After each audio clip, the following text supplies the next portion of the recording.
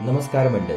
आज आपण सार्थ श्रीमद दासबोध यातील दशक 5वे सुरुवात करतो आहे. ते आहे दशक 5वा मंत्रांचा. चला तर मग संकीर्तनाने सुरुवात करूया. जय जय राम कृष्ण हरी, जय जय राम कृष्ण हरी, जय जय राम कृष्ण जय जय राम कृष्ण हरी, जय जय राम कृष्ण जय जय राम कृष्ण हरी, जय जय राम कृष्ण जय जय राम कृष्ण हरी, जय जय राम कृष्ण जय जय राम कृष्ण हरी, जय जय राम कृष्ण हरी. जय श्रीराम. जय जय रघुवीर समर्थ. चला तर मग आज सुरुवात करूया. सार्थ श्रीमद दासबोध दशक 5वा. आधी ह्याचं निरूपण ऐकून घेऊया, नंतर मग त्यातला दशक 5व्यातला आपला समास पहिला आपण वाचन करणार आहोत. त्याचं सुद्धा निरूपण ऐकून मग ओवी वाचन करूया. चला तर मग आधी दशक 5व्याचं निरूपण ऐकून घेऊया. दशक 5वा मंत्रांचा.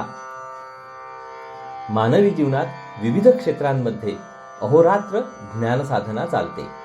ज्ञानाच्या मागोमाग सामर्थ्य येते. त्या सामर्थ्याच्या जोरावर माणूस आपल्याला हवे ते मिळविण्याची धडपड करतो. परमार्थ साधना देखील आत्मज्ञान अथवा ब्रह्मज्ञान करून देण्यासाठीच आहे. सर्व प्रकारचे ज्ञान अनुभवरूप असते, परंतु दृश्य वस्तूचे ज्ञान लौकिक तर अदृश्य वस्तूंचे ज्ञान अलौकिक असते. लौकिक ज्ञानामध्ये ज्ञाता किंवा द्रष्टा ज्ञेयाहून किंवा दृश्याहून नेहमी निराळा राहतो, वेगळेपणाने अनुभव घेतो. अलौकिक ज्ञानामध्ये ज्ञाता किंवा द्रष्टा ज्ञेयाहून किंवा दृश्याहून निराळेपणाने राहत नाही, एकरूप होऊन अनुभव घेतो. ईश्वर किंवा आत्मा किंवा ब्रह्म अदृश्य आहे, अतींद्रिय आहे. त्याचा अनुभव अलौकिक असल्याने त्यामध्ये ज्ञाता आणि ज्ञेय एकरूप होऊन जातात. हे घडून येण्यास मार्ग 2 आहेत. पहिला मार्ग म्हणजे मीपणाने पाहणारा व जाणणारा द्रष्टा आणि तूपणाने असणारे दृश्य या जोडींपैकी द्रष्टा दृश्यामध्ये विलीन करणे, याला भक्ती मार्ग म्हणतात. आता दुसरा मार्ग, द्रष्टा आणि दृश्य या जोडींपैकी दृश्य विलीन करून केवळ द्रष्टा उरवणे, याला ज्ञानमार्ग म्हणतात. जे जे काही आपल्या अनुभवात शिरते त्या सगळ्यांमध्ये भगवंत पाहता अखेर तो स्वतःमध्ये देखील दिसू लागतो आणि आत्मसाक्षात्कार होतो. हा झाला भक्ती मार्ग. जे जे काही आपल्या अनुभवात शिरते ते तो नाही, नेती नेती असा निश्चय करीत सर्व दृश्याचा निराश करायचा. मग स्वतःचा देह, प्राण, मन आणि बुद्धी ही देखील दृश्यातच मोडतात. हे उमजून शुद्ध स्वयंप्रकाश मीचा साक्षात्कार होतो. हा झाला ज्ञानमार्ग. वास्तविक आत्मा आपले स्वरूप आहे, तो साध्य नाही किंवा साधन नाही. स्वतःची भेट घेण्यासाठी साधनाची आवश्यकता नसते. स्वस्वरूप यथार्थपणे अनुभवास येण्यासाठी काही करायला नको, काही मिळवायला नको, काही सोडायला नको, काही धरायला नको. ते जसे आहे तसेच अनुभवणे जरूर आहे. त्यासाठी अविद्या निवृत्त झाली पाहिजे आणि तिच्या निवृत्तीसाठी भक्तिमार्ग किंवा ज्ञानमार्ग आचरावा लागतो. हा दृष्टिकोन येण्यासाठी सद्गुरूची अत्यंत गरज असते. सद्गुरू म्हटला की सत्शिष्य आलाच. सद्गुरू सत्शिष्याला आत्मज्ञान करून देतो, म्हणून ते दोघे जेथे असतात तेथे ज्ञानाचा विषय आलाच. पण ज्ञानाचा अधिकार सगळ्यांना सारखा नसतो, म्हणून त्याचे विवेचन करताना बद्ध, मुमुक्षु, साधक आणि सिद्ध असे माणसांचे 4 प्रकार सांगितले.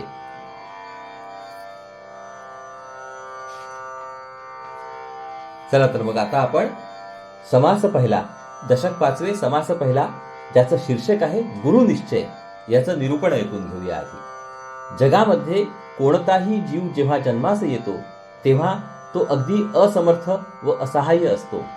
जगण्यासाठी काही काल त्याला दुसऱ्यावर अवलंबून राहावे लागते. दुसऱ्याकडून शिकून मग प्राणी स्वतंत्रपणे वागतो. माणसाचा विचार केला तर बहुतेक सगळ्या गोष्टी त्याला दुसऱ्यापासून शिकाव्या लागतात असे आढळते. उदाहरणार्थ, खाणे, पिणे, उठणे, बसणे, चालणे, पळणे, शौच, मुखमार्जन करणे, झोपणे, खेळणे, कपडे घालणे, लोकांशी वागणे, भाषा बोलणे, अभ्यास करणे, लिहिणे, वाचणे, गाणे, चित्रे काढणे, युद्ध करणे, यंत्रे बनविणे, यंत्रे वापरणे, ज्ञानार्जन करणे, कीर्तन करणे, सेवा करणे, पूजा करणे, प्रवास करणे वगैरे वगैरे सगळ्या गोष्टी माणूस संपूर्ण किंवा अंशतः दुसऱ्याकडून शिकतो. जन्म झाल्यापासून ते मरेपर्यंत माणूस शिकतच राहतो, म्हणजे गुरु करीत असतो. मानवी जीवन या ना त्या गुरु वाचून चालतच नाही. हे जर खरे तर ईश्वर दर्शन किंवा आत्मज्ञान करून घेण्यासाठी गुरु करणे अवश्य आहे हे सांगायला नको. जीवनात इतर ज्ञान किंवा कला किंवा विद्या देणारे गुरु तर भगवंतांचे ज्ञान करून देणारे ते सद्गुरू समजावे. ग्रंथ वाचून किंवा स्वतः खटपट करून एखादी विद्या किंवा कला हस्तगत होऊ शकेल. त्यामध्ये देखील प्रत्यक्ष जाणत्या माणसाचा सहवास लाभला तर जे ज्ञान होते ते केवळ ग्रंथ देऊ शकत नाहीत, परंतु परमार्थ हा सर्वस्वी सूक्ष्म व अतींद्रिय विषय आहे. सामान्य माणसाला तो सर्वस्वी अज्ञात असतो. आपण अविद्येच्या कक्षेत वावरणारी माणसे. आपण आपली अक्कल वापरून कितीही खटपट केली तरी आपण अविद्येच्या जाळ्यातून बाहेर पडू शकत नाही. त्यासाठी अविद्या ओलांडून बाहेर पडलेल्या पुरुषांचेच मार्गदर्शन लागते. म्हणून सद्गुरूं वाचून परमार्थ साधत नाही असे सर्व संतांचे मत आहे. आत्मज्ञान प्राप्त करून घेण्यासाठी सद्गुरूची आवश्यकता नाही असे प्रतिपादन करणारा नकळत स्वतःकडे गुरुत्व घेतो आणि जन्मभर लोकांना परमार्थ सांगतो. हा एक गमतीचा विरोधाभास अध्यात्माच्या क्षेत्रात आढळतो. चला तर मग आता ओवी वाचनाला सुरुवात करूया. समास पहिला, गुरुनिश्चय. श्रीराम जय जय रघुवीर समर्थ. जय जय जी सद्गुरु पूर्णकामा, परमपुरुषा आत्मया रामा. अनुर्वाच्य तुमचा महिमा, वर्णिला नवचे. श्री सद्गुरु ब्रह्मज्ञानी पुरुष असतो. तो परमात्म्याशी अभिन्न असतो. तो चालते बोलते ब्रह्मच समजा. तो स्वरूपभूत असल्याने त्याचे वर्णन तरी कसे करणार. हे सद्गुरु राया, तुमचा जय जयकार असो. तुम्ही पूर्ण काम आहात, कारण तुमच्या सर्व वासना तृप्त झालेल्या आहेत. तुम्ही सर्वोत्तम पुरुष म्हणजे ईश्वर आहात. सर्वांच्या हृदयात राहणारे आत्मस्वरूप तुम्हीच आहात. तुमचा महिमा शब्दांनी सांगण्यासारखा नाही, म्हणून तो वर्णन करता येत नाही. परमात्मा वस्तू अतींद्रिय व अचिंत्य आहे. अदृश्य व अलक्षण आहे. अतिगूढ व दुर्लभ आहे. सद्गुरूच्या कृपेने शिष्य ती वस्तू तद्रूपतेने अनुभवतो. जे वेदास साकडे, जे शब्दांसी कानडे, ते सत्शिष्यास रोकडे अलभ्य लाभे. जे परमात्म स्वरूप वेदांना अवघड वाटते, शब्दांच्या क्षेत्रांच्या पलीकडे राहते आणि दुर्लभ आहे, ते सत्शिष्याला मात्र अगदी रोखठोक प्राप्त होते. जे योगियांचे निजवर्म, जे शंकराचे निजधाम, जे विश्रांतीचे निज विश्राम, परमगुह्य अगाध. जे परमात्म स्वरूप योगी लोकांचे खास रहस्य आहे, जे शंकरांचे खास राहण्याचे ठिकाण आहे, जेथे विश्रांतीलाही खास विश्रांती मिळते, जे अतिशय गूढ आणि तसेच खोल आहे.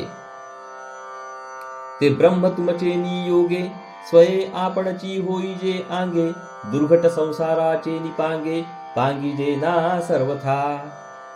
ते ब्रह्म तुमच्या कृपेने शिष्य स्वतः आपण बनून जाणतो, त्याच्याशी शिष्य तदाकार बनतो. मग या अति कठीण संसाराच्या यातायातीने तो मुळीच कष्टी होत नाही. या 3 ओव्यांमध्ये श्री समर्थांनी 4 फार महत्वाच्या गोष्टी सांगितल्या.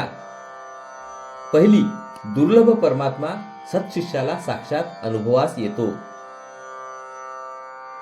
दुसरी, ते स्वरूप अतिशय गूढ व अत्यंत समाधान देणारे आहे. तिसरी, शिष्य स्वतः ते बनतो. आणि चौथी म्हणजे त्यानंतर त्याच्या जीवनात दुःख उरत नाही. आता स्वामीचे नी लढिवाळपणे, गुरु शिष्यांची लक्षणे, सांगी जेती तेणे प्रमाणे, मुमुक्षे शरण जावे.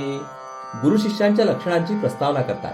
श्रोते म्हणतात की स्वामींनी आता आमचे लाड पुरवावे आणि गुरु शिष्यांची लक्षणे सांगावी, पण ती अशी सांगावी की त्यांचे श्रवण करून मोक्षाची तळमळ असणाऱ्यांनी लगेच सद्गुरूला शरण जावे. गुरु तो सकळांसी, ब्राह्मण जरी तो झाला क्रियाहीन, तरी तयासीच शरण अनन्य भावे असावे. श्री समर्थांच्या काळी समाज रचनेमध्ये ब्राह्मणाला फार महत्व होते. तो बुद्धिमान होता व विद्येने पुढारलेला होता. वैदिक जीवन पद्धतीची परंपरा त्याने कशी तरी टिकवून धरली होती. व्यवहारामधील धर्मकर्मांमध्ये त्याच्या शब्दाला फार किंमत असल्याने तो एक प्रकारे गुरुत्व मिरवीत होता, पण भगवंताच्या बाबतीत तो मार्गदर्शन करू शकत नव्हता. उलट असे मार्गदर्शन करणाऱ्या संतांना त्याने वेडेपणाने विनाकारण विरोध केला आणि तो स्वतःचे महत्त्व घालवून बसला. संतांनी त्याला न दुखवता लोकसंग्रह केला. म्हणून या समासामध्ये श्री समर्थांनी व्यवहारात त्याचे मोठेपण मान्य केल्यासारखे दाखवून परमार्थात ते चालणार नाही असे मोठ्या खुबीने पण स्पष्टपणे सांगितले आहे. ब्राह्मण हा सर्वांचा गुरु आहे. तो क्रियाहीन असला तरी, म्हणजे तो ब्राह्मण धर्माने वागत नसला तरी त्यालाच अगदी मनापासून शरण जावे. अहो या ब्राह्मणा कारणे अवतार घेतला नारायणे, विष्णूने श्रीवत्स मिरविणे तेथे इतर ते किती. अहो या ब्राह्मणासाठी नारायणाने अवतार घेतला, विष्णूने श्रीवत्स म्हणजे भृगूने मारलेल्या लाथेची खूण मिरविली, तेथे इतरांची किंमत किती. ब्राह्मण वचने प्रमाण होती शूद्रांचे ब्राह्मण, धातू पाषाणी देवपण ब्राह्मणाचे निमंत्रे. ब्राह्मणांचे वचन प्रमाण मानतात, त्याच्या वचनाने शूद्र सुद्धा ब्राह्मणाच्या योग्यतेस चढतात. ब्राह्मणाच्या वचनाने मंत्राने दगडामध्ये देवपण अवतरते. मुंजी बंधने विरहित तो शूद्रची निभ्रांत, द्विजन्मी म्हणोनी संतत सतंत द्विज ऐसे नाम त्याचे. ज्याची मुंज झाली नाही तो जन्माने ब्राह्मण असला तरी निसंशयपणे शूद्रच असतो. मुंज म्हणजे दुसरा जन्म, म्हणून ब्राह्मणाला नेहमी द्विज असे म्हणतात. सकळांसी पूज्य ब्राह्मण हे मुख्य वेदाज्ञा प्रमाण, वेद विरहित ते अप्रमाण अप्रिये भगवंता. सर्वांनी ब्राह्मणाला पूज्य मानावे अशी वेदाज्ञा आहे, ती सगळ्यांनी प्रमाण मानावी. जे वेदाच्या उलट आहे ते अप्रमाण मानावे, ते भगवंताला पण आवडत नाही. ब्राह्मणी योग याग व्रतेदाने, ब्राह्मणी सकळ तीर्थाटणे, कर्ममार्ग ब्राह्मणा विणे होणार नाही. ब्राह्मणांच्या मदतीने ज्योतिषातील योग, होम, हवन, व्रते, दाने, तीर्थयात्रा व तेथील कर्मे होतात. ब्राह्मणांपासून कर्ममार्गाचे आचरण होणार नाही. ब्राह्मण वेद मूर्तिमंत, ब्राह्मण तोची भगवंत, पूर्ण होती मनोरथ विप्रवाक्ये करोनी. ब्राह्मण म्हणजे मूर्तिमंत वेदच होय. ब्राह्मणालाच देव समजावा, त्याच्या वचनाने सर्व इच्छा सफल होतात. ब्राह्मण पूजने शुद्ध वृत्ती, होऊनी जळे भगवंती, ब्राह्मण तीर्थे उत्तम गती पावती प्राणी. ब्राह्मणाची पूजा केली तर मन शुद्ध होते व वृत्ती भगवंताच्या ठिकाणी जडते. ब्राह्मणाचे तीर्थ घेतल्याने माणसाला उत्तम गती लाभते. लक्ष भोजनी पूज्य ब्राह्मण, आनयातीसी पुसे कोण, परी भगवंतासी भाव प्रमाण येरा चाड नाही. लक्ष भोजन घालण्यासाठी ब्राह्मणच लागतात, इतर जाती चालत नाही. भगवंत फक्त अंतःकरणातील शुद्ध भाव तेवढा पाहतो, इतर गोष्टींची तो किंमत ठेवीत नाही. असो ब्राह्मणा सुरवर वंदिती, तेथे मानव बापुडे किती, जरी ब्राह्मण मूढमती तरी तो जगद्वंद्य. असो ब्राह्मणाला मोठमोठे देव देखील नमस्कार करतात, तेथे माणसांना बिचारांना कोण विचारतो. ब्राह्मण बुद्धिहीन असला तरी तो सर्वांना वंद्य असतो. अंतेज शब्द ज्ञाता बरवा, परी तो नेऊन काय करावा, ब्राह्मणा सन्निध पूजावा हे तो न घडे की. एखाद्या अंत्यजाला पुष्कळ शब्दज्ञान असले तरी तो उपयोगाचा नाही. ब्राह्मणाच्या बरोबरीने त्याची पूजा करता येणार नाही. जे जना वेगळे केले ते वेदे अभेदिले, म्हणून तयासी नाम ठेविले पाषांड मत. लोकरीतीला सोडून काही वेगळे करणे वेदाला मान्य नसते, म्हणून त्याला पाखंड मत म्हणतात. असो जे हरिहरदास, तयासी ब्राह्मणी विश्वास, ब्राह्मण भजने बहुतास पावन केले. असो जे शिवाचे व विष्णूचे भक्त आहेत, त्यांची ब्राह्मणांवर श्रद्धा असते. ब्राह्मणांना पूज्य मानल्याने पुष्कळ लोक पावन झाले. हेच वेद परंपरेचे व लोक परंपरेचे वर्णन आतापर्यंत झाले. ब्राह्मणांची बाजू उचलून धरावी हा काही श्री समर्थांचा हेतू येथे नाही. लोक परंपरेमध्ये ब्राह्मणाला गुरुत्व असताना आणखी सद्गुरू कशास हवा त्याचे कारण सांगतात. ब्राह्मणे पाविजे देवाधिदेवा, तरी किम अर्थ सद्गुरू करावा, ऐसे म्हणाल तरी निज ठेवा सद्गुरू विण नाही. ब्राह्मणाला पूज्य मानल्याने जर मोठ्या देवांपर्यंत पोहोचता येते तर सद्गुरू कशास करावा, त्याची जरूर काय असा प्रश्न येतो. आपला आत्मस्वरूपाचा जो ठेवा आहे तो सद्गुरू शिवाय मिळत नाही, म्हणून सद्गुरू करावा हे त्यांचे उत्तर आहे. स्वधर्मकर्मी पूज्य ब्राह्मण, परिज्ञान नव्हे सद्गुरु विण, ब्रह्मज्ञान नसतासीण, जन्ममृत्यू चुकेना. आपण जी धार्मिक कृत्ये करतो त्यांच्यापुरता ब्राह्मण पूज्य मानावा हे बरोबर आहे, पण आत्मज्ञान मात्र सद्गुरू वाचून प्राप्त होत नाही आणि ब्रह्मज्ञान होत नाही तोपर्यंत जन्म मृत्यू काही चुकत नाही व नुसते दुःख मात्र भोगावे लागते. ब्राह्मण कितीही चांगला असला तरी तो देहबुद्धीमध्ये राहणारा सामान्य स्वार्थी माणूस असतो. तो काही कोणाला भगवत स्वरूपापर्यंत पोहोचवू शकत नाही. ब्रह्मज्ञानी सत्पुरुषच ती गोष्ट करू शकतात. सद्गुरु विण ज्ञान काही, सर्वथा होणार नाही, अज्ञान प्राणी प्रवाही, वाहतची गेले. सद्गुरूंनी कृपा केल्याखेरीज ब्रह्मज्ञान होणे शक्य नाही आणि ते ज्ञान नाही तोपर्यंत अज्ञानी माणसे या दृश्याच्या प्रवाहात वाहून जातात. ज्ञानविरहित जे जे केले, ते ते जन्मासी मूळ झाले, म्हणून सद्गुरूची पाऊले सदृढ धरावी. आत्मज्ञान करून न घेता जे जे काही माणूस करतो ते ते अज्ञानातून होत असल्याने पुन्हा जन्म घेण्याचे कारण होऊन बसते. म्हणून ज्ञान होण्यासाठी सद्गुरूची पाऊले, त्याचे चरण घट्ट धरावे, सद्गुरूला शरण जाऊन ज्ञान करून देण्याबद्दल प्रार्थना करावी. जयास वाटे देव पाहावा, तेणे सत्संग धरावा, सत्संगे विण देवाधिदेवा, पाविजेत नाही. भगवंताचे दर्शन व्हावे असे ज्यास खरोखर वाटते त्याने संतांची संगत धरावी. सत्संग केल्याखेरीज भगवंतांपर्यंत पोहोचता येत नाही. संत हाच सद्गुरू होऊ शकतो. म्हणून सत्संग करावा असे सांगत असता सद्गुरूचा सहवास करावा हा खरा हेतू आहे.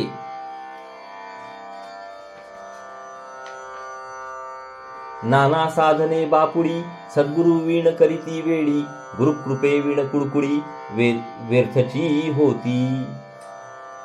20वे शतक विज्ञानप्रधान युग आहे. या युगामध्ये परंपरा न मानता स्वतंत्रपणे बुद्धी चालविण्यास फार महत्त्व आहे. राजकारणी पुरुषांना समाजात मोठेपणा आहे. श्री समर्थ ज्या कालात जगले ते धर्मप्रधान युग होते. त्या युगात परंपरेला फार महत्त्व असून बहुजन समाज श्रद्धावंत होता. त्यामुळे धर्माचार्यांना समाजामध्ये फार मोठेपणा होता. ब्राह्मण आपल्याकडील धर्माचार्य असल्याने व्यक्तीच्या खाजगी जीवनात आणि सामाजिक समारंभात त्यांचा महत्त्वाचा कार्यभाग असे. त्याच्या देखरेखीखाली चालणाऱ्या अनेक कृत्यांचा उल्लेख करून ती कर्मे केल्याने कदाचित पुण्य मिळेल, पण आत्मज्ञान होणार नाही असे श्री समर्थ स्पष्ट सांगत आहेत. वेडी अज्ञानी माणसे सद्गुरूचे मार्गदर्शन नसल्यामुळे निरनिराळी हलक्या दर्जाची मामूली साधने करतात, पण सद्गुरूची कृपा नसल्याने त्यांचे श्रम वाया जातात. कार्तिक स्नाने माघ स्नाने, व्रते उद्यापने दाने, गोरांजने धूम्रपाने, साधिती पंचाग्नी. कोणी कार्तिक स्नाने व माघ स्नाने करतात, कोणी व्रते उद्यापने व दाने करतात, कोणी गोरांजने धूम्रपाने करतात, तर कोणी पंचाग्नी साधन करतात. गोरांजन म्हणजे स्वतःच जाळून घेणे, धूम्रपान म्हणजे झाडास उलटे टांगून घ्यायचे, खाली केलेला धूर पिऊन तप करायचे. पंचाग्नी साधन म्हणजे भर उन्हाळ्यात 4 बाजूला विस्तव पेटवायचा, 5व्या डोक्यावर सूर्याचा ताप सहन करून तप करायचे. अशा देहकष्टांनी परमार्थ साधत नसतो. हरिकथा पुराण श्रवण, आदरे करीती निरूपण, सर्व तीर्थे परम कठीण, फिरती प्राणी. कोणी हरिकथा व पुराणे श्रवण करतात, कोणी मनापासून प्रवचने करतात, कोणी अतिशय कठीण असलेल्या तीर्थयात्रा करतात. झळफळीत देवतार्चने, स्नाने संध्या दर्भासने, तिरे माळा गोपीचंदने, ठसे श्री मुद्रांचे. कोणी देवाची अगदी झकपक पूजा करतात, कोणी स्नानसंध्या करतात, कोणी दर्भासने वापरतात, कोणी गोपीचंदनाचे टिळे लावून गळ्यात माळा घालतात, तर कोणी वैष्णव मुद्रांचे ठसे लावतात. यांनी काही परमार्थ साधत नाही. अर्धपात्रे संपुष्ट गोकर्णे, मंत्रयंत्रांची ताम्रपर्णे, नाना प्रकारींची उपकरणे, साहित्य शोभा. अर्धपात्रे म्हणजे देवतांना अर्घ्य देण्यासाठी, तांबणे संपुष्ट म्हणजे देव ठेवण्याचा करंडा, गोकर्णे म्हणजे गायीच्या कानासारखा आकार असलेली चांदीची किंवा तांब्याची भांडी, मंत्रयंत्रांची ताम्रपर्णे म्हणजे तांब्याच्या पत्र्यांवर शास्त्रविधीने लिहिलेले मंत्र आणि आकृती, त्या आकृतींना देवतांची यंत्रे म्हणतात. काही लोक ही भांडी, अनेक प्रकारची लहान मोठी पूजेची भांडी आणि इतर पूजा साहित्य अत्यंत सुंदर व सुशोभित ठेवतात, पण हे काही भगवंतांपर्यंत पोहोचवित नाही. घंटा घणघणा वाजती, स्तोत्रे स्तवने आणि स्तुती, आसने मुद्रा ध्याने करीती, प्रदक्षिणा नमस्कार. काही लोक घणघण घंटा वाजवितात, काही लोक स्तोत्रे म्हणतात, भगवंताचे स्तवन करतात, त्याची स्तुती गातात, काही लोक आसने करतात, मुद्रा करतात, ध्यान लावून बसतात, तर काही लोक नुसत्या प्रदक्षिणाच घालतात. एवढ्याने परमार्थ पदरात पडत नाही. पंचायतन पूजा केली, मृतिकेची लिंगेला खोली, बेले नारिकेळे भरिली, संपूर्ण सांग पूजा. कोणी पंचायतनाची पूजा करतात. गणपती, शालिग्राम, शंकर, सूर्य आणि देवी मिळून पंचायतन होते. कोणी मातीच्या लिंगांची लाखोली करतात. मातीचे शिवलिंग करायचे व त्यास बेल, नारळ, फळे, फुले वाहून अगदी यथासांग पूजा करायची. अशी 1,00,000 लिंगांची पूजा केली म्हणजे लाखोली होते. असल्या लाखोलीने भगवंतांचे दर्शन होत नाही. उपोषणे निष्ठानेम, परमसायासी केले कर्म, फळची पावती वर्म, चुकले प्राणी. काही लोक उपवास करतात, काही लोक एखादा नेम निष्ठेने चालवतात. सांगण्याचा हेतू असा की पुष्कळ लोक अशा प्रकारची कर्मे अतिशय कष्ट करून करतात. त्यांचे काही फळही त्यांना मिळते, परंतु भगवंताच्या प्राप्तीचे खरे वर्म किंवा रहस्य या लोकांच्या हाती लागत नाही. त्या कर्माच्या पायी लोक आत्मज्ञानाचे वर्म चुकतात. आतापर्यंत सांगितलेली सारी कर्मे धर्माच्या दृष्टीने मोठी पुण्यकर्मे असतील, परंतु ती एक जात देहबुद्धीला धरून असल्याने दृश्याची आसक्ती अधिक घट्ट करतात. त्यांच्यामुळे माणूस भगवंताला प्रपंचातील वस्तू मिळविण्याचे साधन बनवितो. म्हणून अशी कर्मे जन्मभर केली तरी आत्मज्ञानाचे रहस्य उकलत नाही. माफ करा. यज्ञादिके कर्मे केली, हृदयी फळाशा कल्पिली, आपले इच्छेने घेतली सुती जन्माची. समजा एखाद्याने स्वहा, स्वधा इत्यादी यज्ञ केले, होम, हवन वगैरे वैदिक कर्मे केली, पण मनामध्ये फलाशा धरली, स्वर्गसुख मिळावे, मुले बाळे व्हावी किंवा कीर्ती मिळावी अशी इच्छा बाळगली, तर ती इच्छा कदाचित सफळ होईल, पण त्यामुळेच त्याने आपणहून पुढील जन्माचा विसार घेतला असे घडते. येथे मीमांसकांच्या मताचा अनुवाद केला आहे. करुणी नाना सायास, केला 14 विद्यांचा अभ्यास, रिद्धी सिद्धी सावकास, वोळल्या जरी. समजा एखाद्याने पुष्कळ कष्ट घेतले आणि 14 विद्यांचा अभ्यास केला, त्या विद्या हस्तगत करून घेतल्या. एखाद्याने खूप योगसाधना केली आणि त्याला यथावकाश बुद्धी सिद्धी अतींद्रिय शक्ती प्राप्त झाल्या, तरी सद्गुरु कृपे विरहित सर्वथा न घडे स्वहित, येमपुरीचा अनर्थ चुकेना येणे.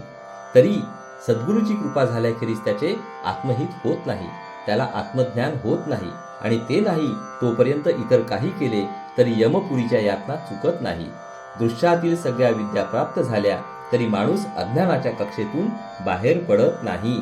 इतकेच नव्हे तर प्रत्यक्ष योगाचा अभ्यास करून शरीराच्या, मनाच्या व वाणीच्या शक्ती अफाट वाढल्या तरी त्यांचा प्रभाव अज्ञानाच्या क्षेत्रातच पडल्याने अखेर वर्म चुकते ते चुकतेच.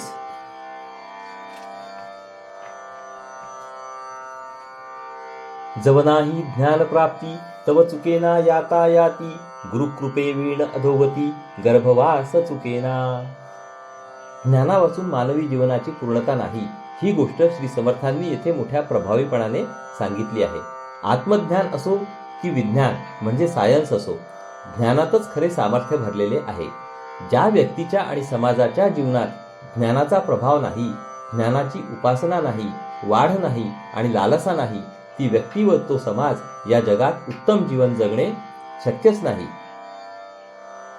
जोपर्यंत आत्मज्ञान होत नाही तोपर्यंत जन्ममरणाचे चक्र काही केल्या सुटत नाही.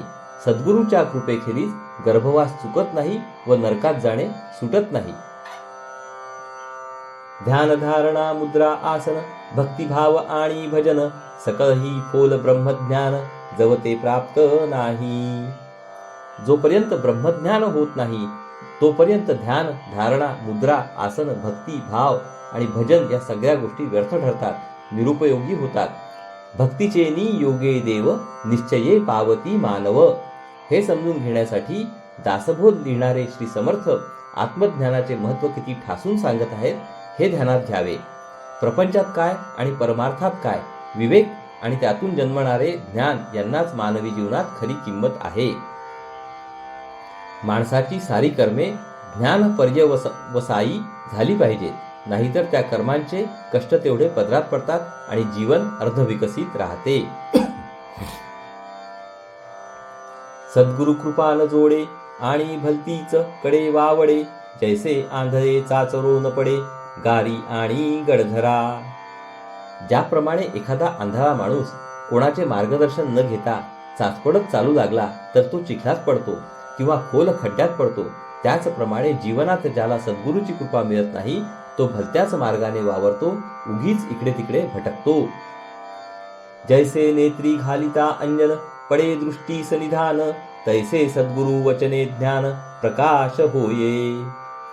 याच्या उलट ज्याप्रमाणे डोळ्यांमध्ये अंजन घातले की जमिनीत पुरलेले गुप्त द्रव्य आपोआप दिसू लागते, त्याचप्रमाणे सद्गुरूच्या उपदेशरूपी अंजनाने ज्ञानदृष्टी प्राप्त होते आणि हृदयाच्या गुहेमध्ये गुप्त असलेला आत्मा ज्ञानप्रकाशामध्ये प्रत्यक्ष अनुभवास येतो.